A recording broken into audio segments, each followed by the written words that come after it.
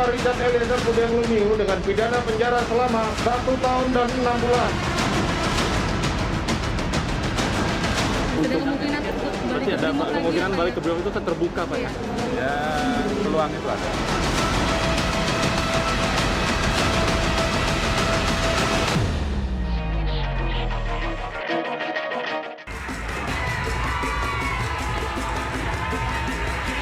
Vonis hakim terhadap Richard Eliezer Budiang Lumiu selama 1,5 tahun disambut gembira banyak pihak. Dengan pidana penjara selama 1 tahun dan 6 bulan. Tidak hanya Eliezer yang duduk di kursi pesakitan sebagai terdakwa kasus pembunuhan berencana terhadap Yosua, tetapi juga sejumlah pihak yang selama ini membantu proses persidangan seperti LPSK.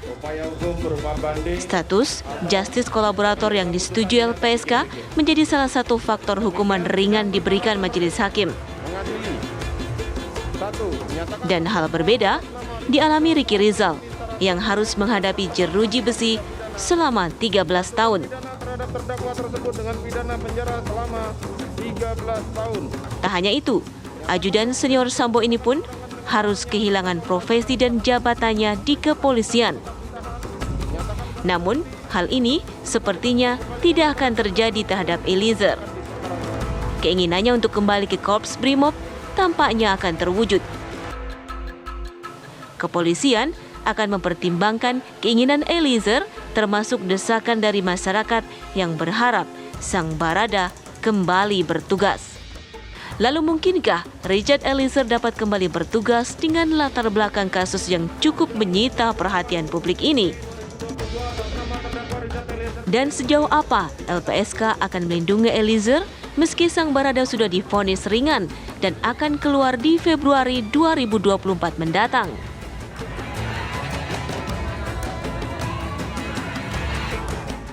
Usai vonis, bahkan juga desakan masyarakat tentunya, Kapolri sudah memerintahkan agar akan segera menggelar sidang etik untuk Eliezer. Apakah dirinya atau Eliezer nantinya dipecat dari institusi Polri ataukah masih dipertahankan oleh institusi Polri dan kembali bertugas di Brimob, pemirsa.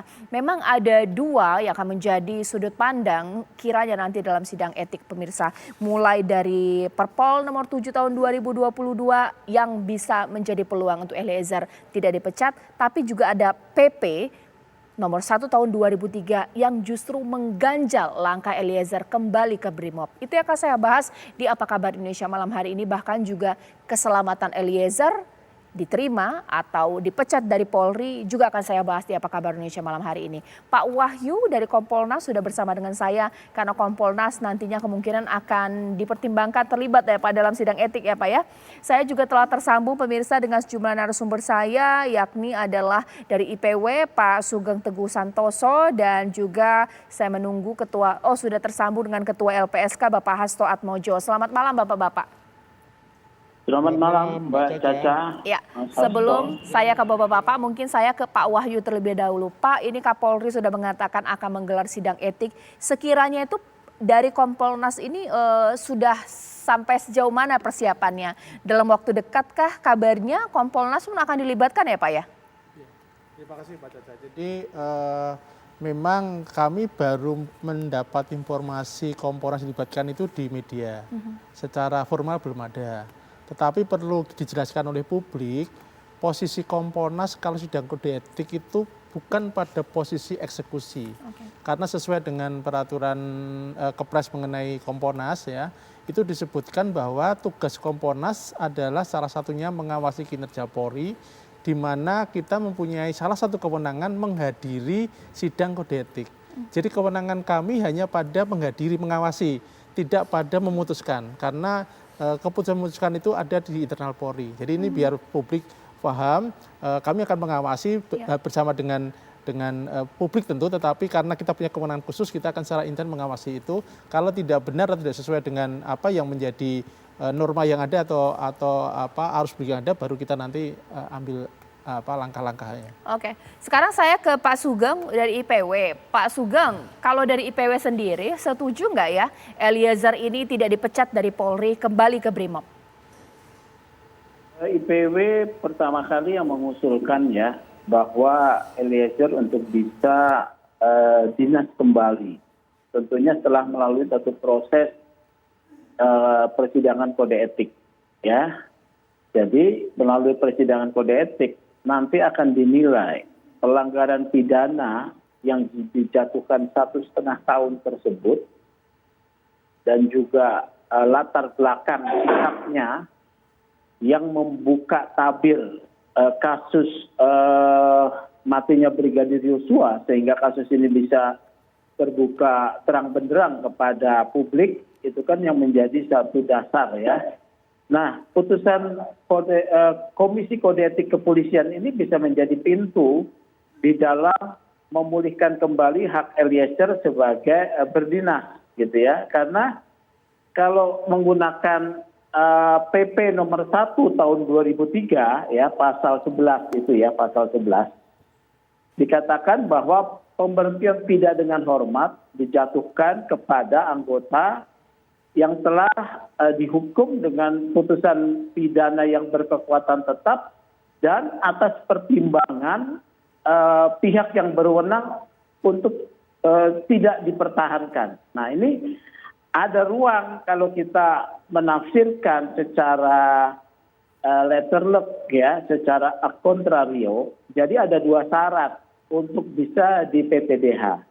Satu, putusan pidana yang telah berkekuatan tetap dan pertimbangan dari yang berwenang, tentu di sini adalah atasannya atau bahkan Komisi Kode Etik, gitu ya, untuk mempertahankan posisi Eliezer. Ini ada dasarnya menurut saya, PP nomor 1 tahun 2003. Kalau menggunakan Perpol nomor 7, memang di sana regulasinya tertutup. Tapi dengan PP nomor 1 tahun 2003 tentang pemberhentian dari anggota Polri yang masih berlaku, ya, PP ini masih berlaku dan tingkatannya juga menurut saya lebih tinggi dari Perpol, ya. Itu bisa digunakan sebagai pintu masuk, tetapi juga melalui satu pemeriksaan di Komisi Kode Etik. Artinya secara sederhana Komisi Kode Etik diharapkan bisa memutuskan terhadap Eliezer di dalam pemeriksaan kode etik itu selain sanksi etika juga sanksi administratif yang isinya bukan PPDH, bisa demosi, bisa penundaan kenaikan pangkat atau yang lain, tetapi tidak PPDH. Begitu, Mbak Caca. Ya, sekarang saya ke Pak Hasto. Pak Hasto, kalau dari LPSK sebenarnya setuju nggak ya Eliezer ini kembali ke institusi Polri? Kami ini mendengar keinginan dari Eliezer yang memang sangat berkeinginan untuk bisa kembali bertugas di kepolisian. Dan saya lihat memang keteguhan, ketulusan dan sebagainya, ya, Eliezer ini saya kira patut dipertimbangkan lah oleh kepolisian untuk bisa tetap mempertahankan Eliezer ini sebagai seorang anggota polisi. Oke, Pak Hasto, lembaga Anda, Lembaga Perlindungan Saksi dan Korban, institusi Polri dengan kondisi sedemikian rupa yang sudah kita lewati selama 6 bulan lamanya dari bulan 10 sampai dengan sekarang, apalagi banyak mengatakan bahwa tidak aman, jangan-jangan tidak aman Eliezer kalau kembali ke institusi Polri. Sudut pandang LPSK seperti apa? Ya, tentu saja di mana saja bisa saja terjadi ketidakamanan buat Eliezer ini, baik di dalam institusi maupun di luar institusinya.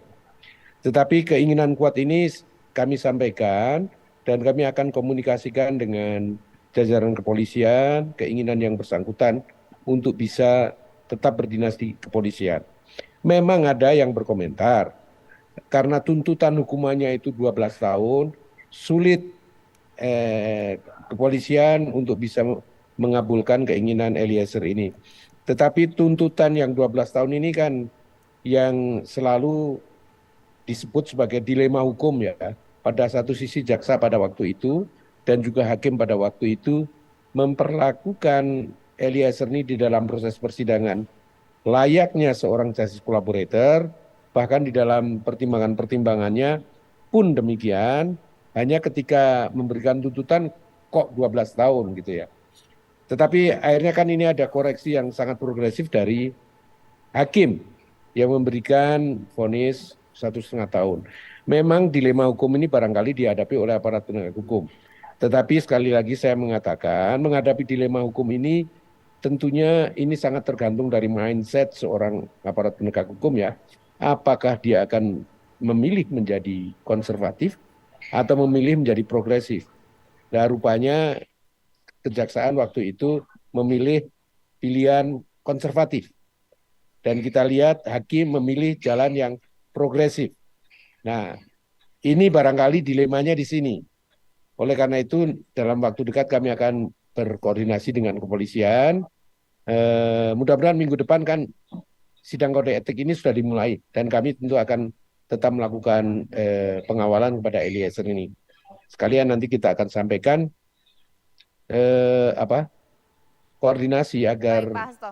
bisa menjajaki apakah Eliezer ini tetap bisa bekerja sebagai seorang anggota polisi di Baik. polisian. Oke, ditahan dulu Pak Hasto, nanti saat lagi saya akan tanya kepada Pak Wahyu sekiranya apa hal yang mungkin akan meringankan Eliezer dalam sidang etik. Mengingat bahwa ya dia cuma 1 tahun 6 bulan, tapi kan terbukti terlibat dalam pembunuhan berencana. Sesaat lagi di Apa Kabar Indonesia Malam.